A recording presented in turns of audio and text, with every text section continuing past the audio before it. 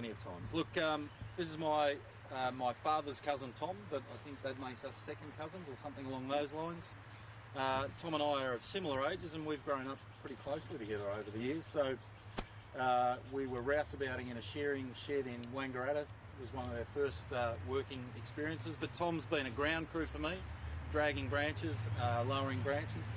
I think I managed to burn his hands quite well one day when I scarfed the head out of a Botrytis from memory, and crashed the fence as well. He crashed the fence as well. So look, Tom's had a fairly long history with us, and it's only relatively recently that you've moved into state politics, from what I can see. So Tom Kenyon. Don't like brush Okay, sales. I'm going to. I'm not. This is impromptu, and I do thank both our members for being prepared to field some questions. And it won't be a long session, but I do know that there are amongst you companies and organisations that have submitted opinions relating to the draft regulations, the changes to the significant tree. Can I say something along those lines, David? And I think I've heard a lot of discussion about the significant tree legislation in South Australia, and coming from Victoria, it is something that we don't have.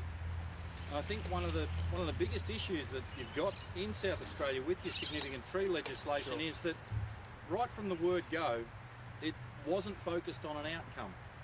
And it was focused on a size, which doesn't actually necessarily give you an outcome. And I think with the changes that you've got happening now, I really think as a community you need to start to look at the outcome that you're actually trying to achieve rather than the detail that goes into that outcome, because at the moment you're not getting good results for the community and you're not getting good results for the trees either. So it's a lose-lose situation.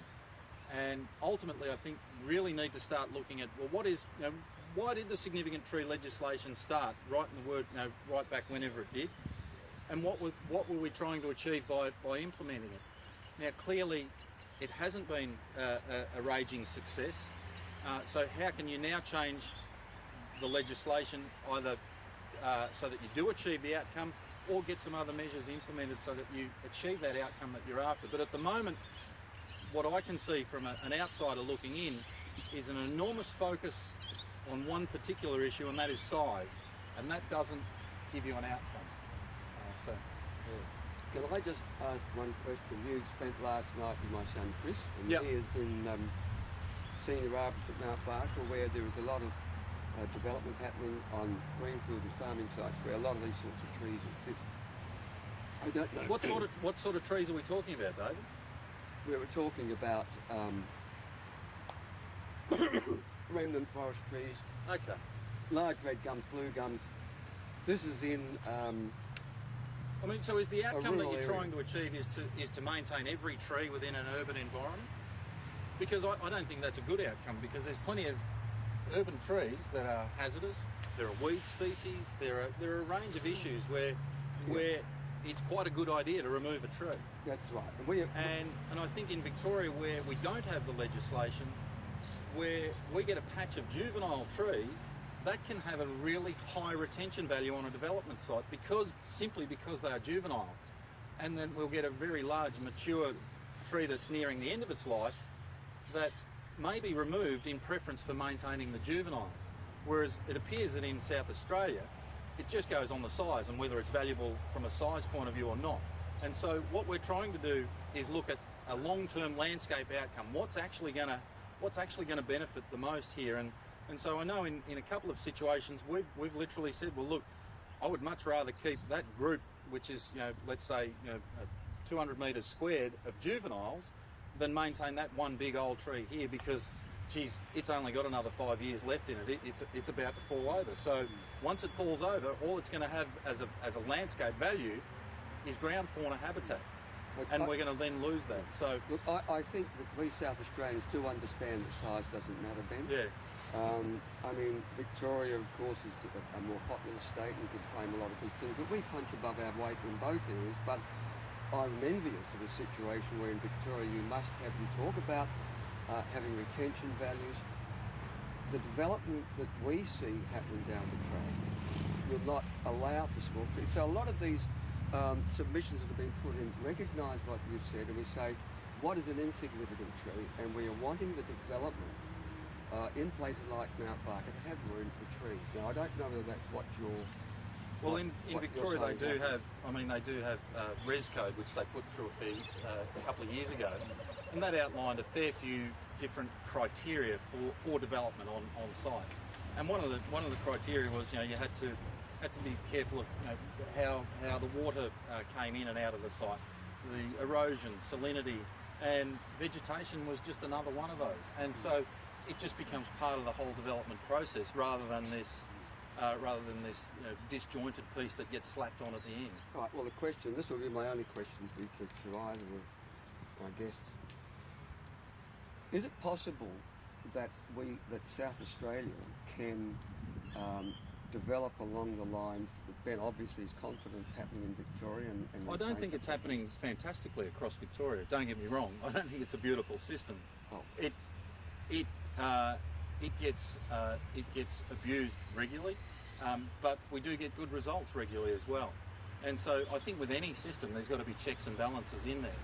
But I think with us, with the ideal approach that we have in Victoria, well, the ideal approach that I have, whether it's in Victoria or elsewhere, is that when you're looking at a potential development site, the assessment of the vegetation, and I say vegetation, and that means ground flora, middle story and upper story, is one of the first things you do, and is of equal importance as establishing your title boundary. Because surveyors, whenever you do a development, you have to establish your title boundary so you know whose dirt is what. Well, the next thing you should do is worry about where your vegetation is and what is important vegetation and what is not so important vegetation. So we get involved from an arboricultural point of view, but we also have fauna experts like James who are involved, and we also have grasslands and ecological experts who are involved, and that forms part of the basis where you end up with a constraints and opportunities style of development right from the word go. And it's just as important as traffic management, as the marketing side of things from a development point of view. Okay, so I'll have a question then to Tom. You're a colleague and friend of the minister that at the moment we're learning not to love, Minister Holloway. Starting out from the idea of changing the significant tree legislation we're in favour of, but the regulations that have come out seem to be designed to clear the decks and make it possible for developers to remove trees easily on new sites. Is that how you see it? No, I don't. It's not aimed, from my point of view, it's not aimed at developers. It actually this legislation and regulations came from pressure from me and the backbench, basically, because, so you can blame me a fair bit, I suppose. But the problem I've got, and Ben and Marcus from Teacher Gully, it's not aimed at you personally, but the problem I've got as a backbencher is my philosophical position is this, that trees in someone's backyard are their personal property, and it's part of their garden, and if they want to cut it down, they should be allowed to, because it's theirs. No one gets upset if they want to pull their roses out and plant chrysanthemums. No one gets upset about that, and no one, I don't believe, should get upset because I want to cut down a gum tree and put in a birch or whatever. It doesn't really matter. However, the argument is that there's a public good to that the existence of that tree has a public good. But there's no mechanism for the state or the councils to contribute. If there's a public good that the public wish to keep, they should pay for that or contribute in some way to that. And that doesn't happen. And seeing as there's an unwillingness on the part of governments to contribute to that public good, then my basic position is people should be allowed to take trees down. And also, people will plant a tree when they're 20 or 30 and they built the house. 40 years later, they're 60 or 70 and they're getting old, and the gum nuts are a trip hazard for them in their concrete paths. So they can't even go out and hang out their washing and stay at home because they're afraid of falling over on gum nuts for 3 months of the year. So I think the push for the changes to the legislation was really to free up what was a really constricted system, because it's almost impossible, in my experience is pretty much related to Teacher Gully, so I'll say that, but it's almost impossible to get a tree cut down. And people have got to be able to live in their own homes. They've got to be able to have some sort of control over their own private property, and some of those trees are just so massive in suburban backyards, and they're causing trouble, and you still can't drop them. And that's that frustration at the way the system is operating is how we got to the point where we are. And I think it starts right back at the development stage, though, Tom.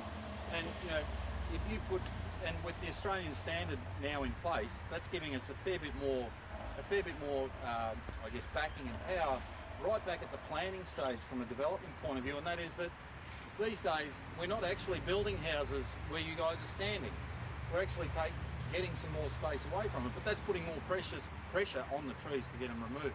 But back on the community benefit thing, in the city of Darebin, they have a very fairly large mature population of Eucalyptus camellogilensis, and they're looking at implementing a significant tree register across the city.